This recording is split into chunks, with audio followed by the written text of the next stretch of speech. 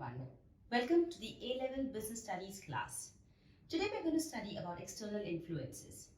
External, as the word suggests, external influences are the factors outside the business that affect the business activity. We're going to discuss about how a government uses the law to seek control employment, control the conditions of work that are provided at business, control the health and safety for the workers, and the minimum wages, the marketing behavior, competition, location decisions, and particularly goods and services. They also have an influence on how international agreements may have an impact on businesses. Moving on, let's understand how and where does the government come up with a legal constraint. The government comes up with a legal constraint on employment practices, on conditions of work, marketing behavior, business competition, and location of the business. Understanding each of these, before that, we need to know why does the government come up with legal constraints. They do so because they need to prevent exploitation of workers by powerful employers and control the excessive use of the trade union influences as well. There are various types of legal constraints that the government can come up with. However, let's first discuss legal constraints related to recruitment, employment, and termination contract. Regulations related to health and safety at work, regulations related to minimum wages to be given, and regulations related to trade union rights and responsibilities. Recruitment contract. What is a recruitment contract? This is the minimum age of a recruitment. For example, if I were to take a job today and I have a recruitment contract, my contract would read the number of years the business is going to hire me, and that is going to be noted down in the contract and signed by both the parties. Also, there are maximum hours that you can expect a person to work per day, which is also a part of the recruitment contract. Employment contracts. Now, how different is a recruitment contract and an employment contract? Your employment contract tells you about the provision of work hours, the salary, the vacation time, and other details that you need to know. Your leaves, such as paternity or maternity leaves, also need to be discussed under your employment contract. Termination contract. The procedure for termination is decided under this contract. The cause of termination and the other causes which have to be included as a part of why a person or an employee would be terminated is included in the termination contract. Let's understand unfair dismissal. What is unfair dismissal? When a person is dismissed on unfair grounds. This could be dismissals due to pregnancy, due to refusal to work on a holy day or a religious festival day, refusal to work overtime more than 48 hours a week, incorrect dismissal processes, by being a member of a trade union, or by religious affiliation and sexual orientation.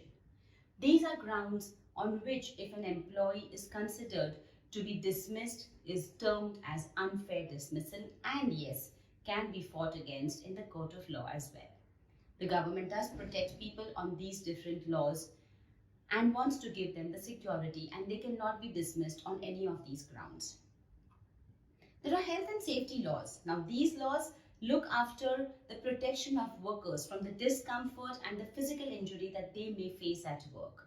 The lighting, the health conditions, the hygiene conditions at work. If you're working in a well-lit place, if you're working in a place which does not have any recreation, all of these come under the health and safety laws. The examples here what I would include would be equip factories and offices with safety equipment. Fire extinguishers is one way of having a safety resource in your business, in your office, or in your factory. You need to provide them with adequate washing and toilet facilities which are clean and well maintained. Protect them from dangerous machinery and materials, specifically glasses. Give them protective shoes. Not to damage their eyes, you give them protective eyewear. Adequate breaks need to be given to people in between their hours of work, and good temperature needs to be maintained at the working place. You cannot expect an employee to deliver 100% in the hot blazing weather. You need to provide good temperature, convenient temperature to a person to work at its utmost best. Let's understand the impact that these laws or rules would have.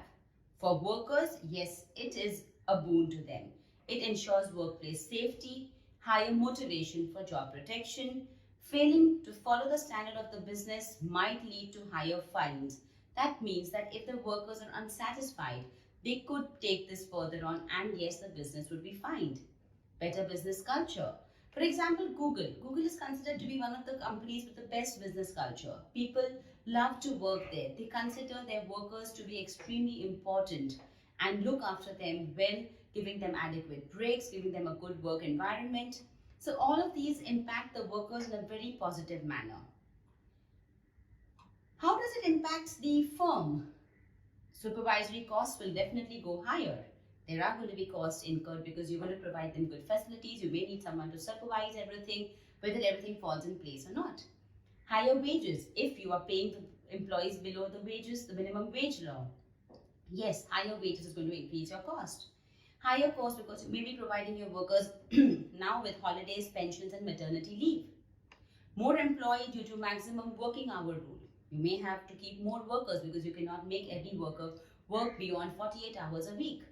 And protective clothing, which definitely is going to be safe but yes, expensive. What else could be the impact of this?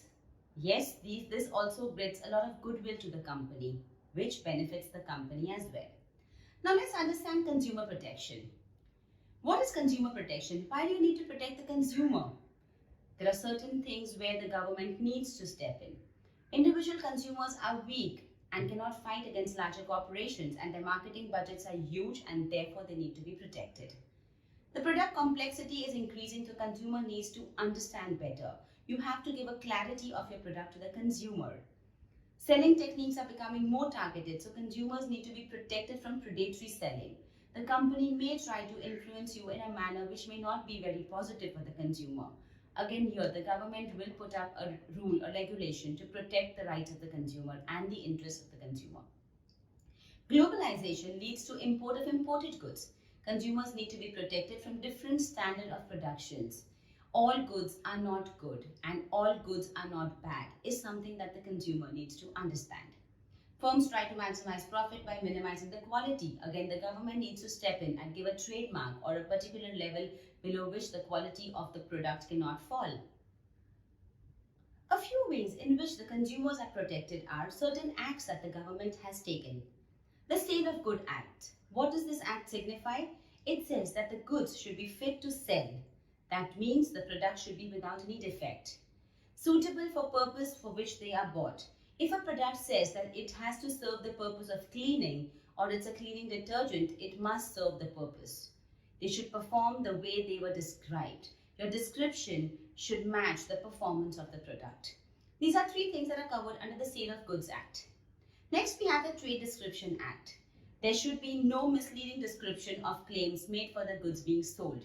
Remember, you see these packages with the fine handwriting which talk about the description of the product that you're buying. There can be no misleading information put up on this packaging which leads to misleading the consumer. The Consumer Protection Act. The firms that sell dangerous and defective goods are liable to damages they might cause. So firms need to ensure what they are selling, and it's illegal to quote a misleading price. No company or no retailer or no manufacturer is allowed to hike the price and sell it above the MRP, that's the maximum retail price that has been planned for any product. These were certain things that we discussed under the external influences of how the government can help protect the employees at work. So the health, the recruitment and the consumers were taken into consideration. Next class, we will be taking on further about what other influences does the government create to protect the business activity. Thank you.